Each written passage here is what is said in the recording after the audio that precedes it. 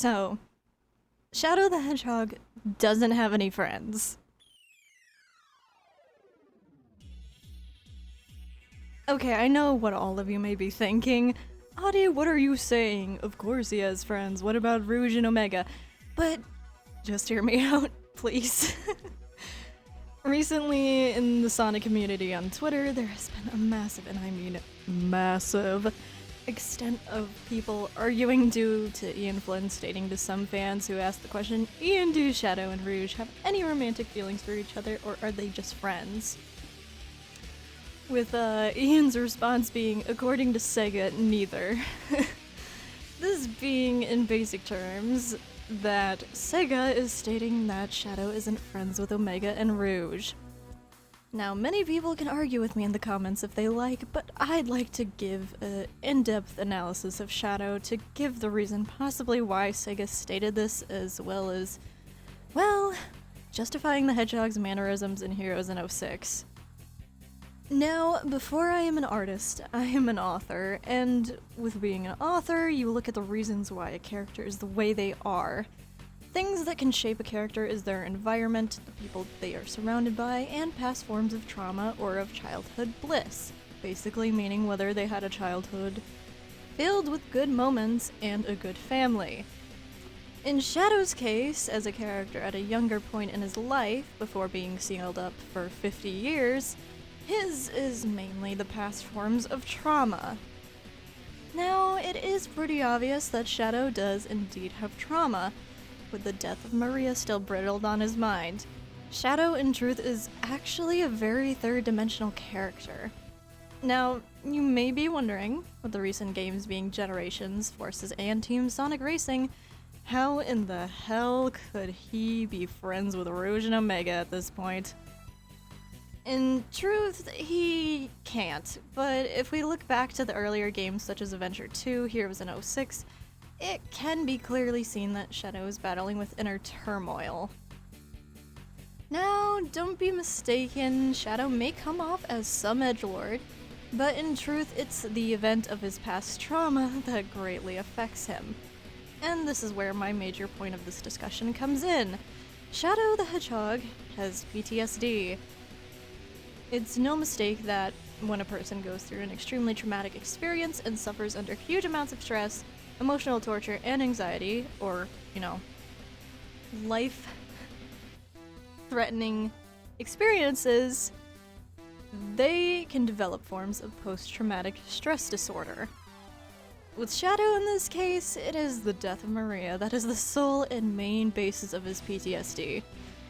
He mainly cannot forgive himself for what happened to his childhood friend, and therefore he's mainly brittled with huge amounts of guilt that won't go away.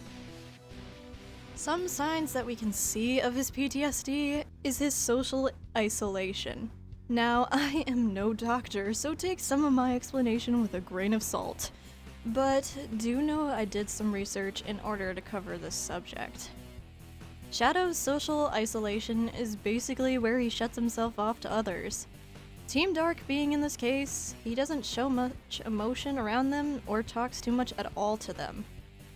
Now, I'm not defending the side yelling, they are friends, or they're not friends, but do know that in the case of Rouge and Omega, Shadow simply cannot allow himself to get emotionally attached to them.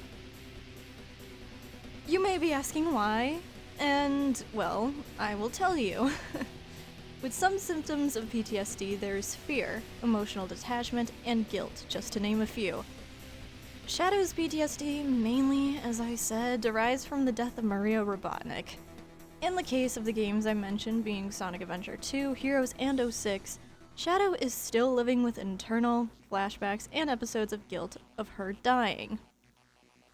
Now, PTSD does not go away, and it does affect veterans as well, with examples being clanking glasses or the movement of chairs or plates. For Shadow in this case, he is reliving Maria's death every waking moment, mainly when he's around others who may potentially show him signs of kindness or affection. Like with Amy in Sonic Adventure 2, where she suddenly hugs him and he doesn't say anything. But again, this can be taken with a grain of salt. With Rouge and Omega in this case, and Heroes 06, and the Shadow the Hedgehog game, Rouge and Omega are kind, truthful, and affectionate in their own way to Shadow. Sadly for Shadow in this case, it only triggers the sense of fear of his PTSD.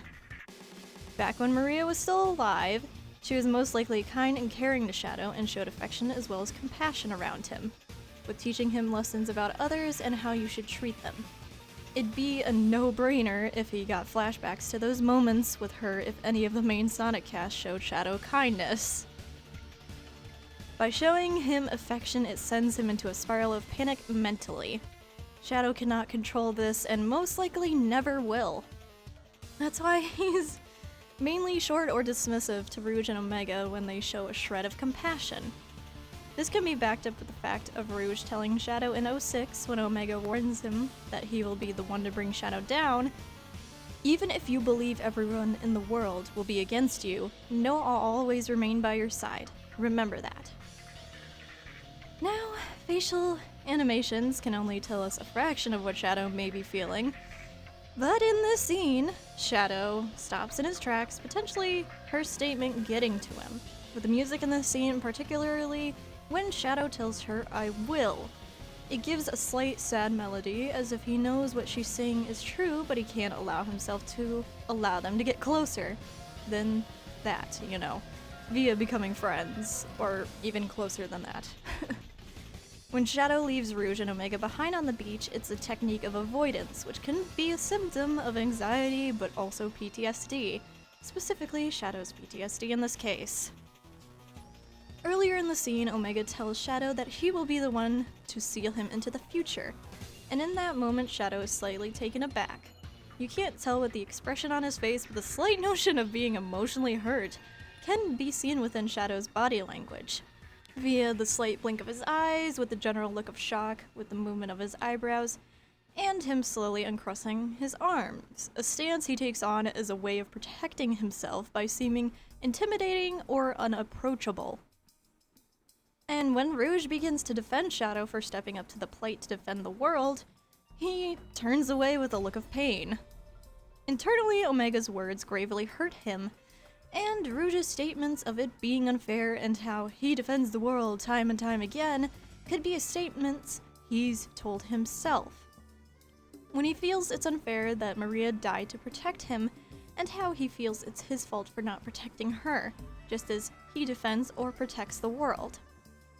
His triggers of PTSD only become more intense as Omega states that if something becomes too powerful, then it is seen as a threat and then the world will become its enemy. This statement alone has to be extremely hard and very traumatic to Shadow, as he himself, before meeting Rouge and Omega, was seen as a threat to society, and was soon attacked on Space Colony Ark, which only yet again brings back the traumatic event of Maria dying, tying this scene and the flashback from the Shadow the Hedgehog game where Maria and him are running away. Both scenes can be described together as such. When Shadow is running away with Maria in order to escape Gun, Shadow is seen as a threat to society. Granted, him being a threat is more derived from Gun being suspicious about Gerald Robotnik's Project Shadow, but nonetheless, Shadow is still seen as a threat due to being a part of the project. You know the rest of the story, where Shadow is the only one that escapes and Maria gets killed. But to dissect this scene, I have a few notes from it. With the Omega and Rouge scene on the beach yet again, Shadow knows what it means to be the victim of being the world's enemy all too well. Mainly, the scene is a way for Shadow to look back on his past mistakes of not protecting Maria. Now you may wonder, Audie, you've been mentioning way more about 06 than Heroes. And you're right, I have. In Heroes, Rouge stumbles across Shadow as well as Shadow androids, giving the sense that Shadow may not be the real genuine Shadow from the Ark. In Eggman's headquarters, possibly where Eggman is trying to learn about the plans of Project Shadow. Due to releasing Shadow from his stasis, Omega is activated. In Heroes, it's stated that Omega believes Shadow was an Eggman robot, but I can kinda doubt it being the case. Yet again, going back to the beach scene where Omega tells about how yada yada he'll seal Shadow into the future.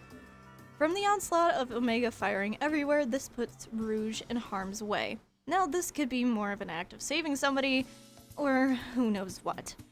I won't dissect the moment too much. But before Shadow can pummel Omega for firing, Rouge ends up stopping them and tells them to talk it out.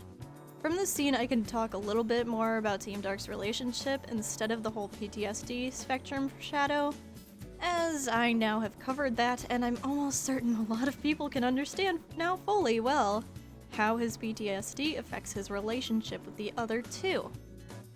When it comes to Team Dark, Shadow and Omega are the muscle, whereas Rouge is the voice of reason in a sense. Rouge is understanding and knows full well that Shadow isn't a terrible person, and is fully capable of being good and not something worthy of being considered a threat. Her kindness can be seen as somewhat motherly, and Shadow may take a liking to her honesty and bluntness. But it can also be difficult for him to allow both Rouge and Omega in as friends, again due to his social isolation and the technique of avoidance and pushing away in order to not see potential people he cares about very much getting harmed in a similar way, if not the same, as Maria. Besides that, do I think Shadow is capable of letting them in as friends? In all honesty, I don't think so. The main factor being his PTSD and him not allowing himself to let others get close to him. It's why Shadow puts up an act of distancing and aggression towards others like Sonic, who have a more optimistic personality and are kind and warm to others. Side note, this being a hardcore trigger for Shadow's PTSD. But I think that covers the main pointers of what I wanted to discuss. I do see Team Dark as sort of a non-blood related family of misfits, but besides that, I think Shadow's PTSD would mainly get in the way of him enjoying certain things like happiness and friends, as he honestly, emotionally, and mentally can't do to his trauma.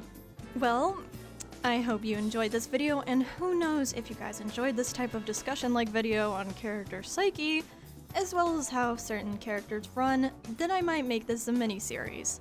Depends on you guys.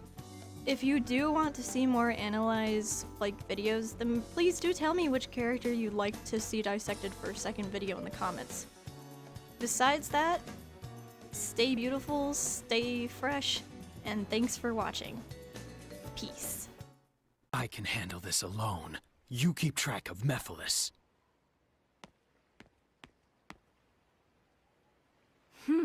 He finally shows up again, and then he leaves before even saying hello.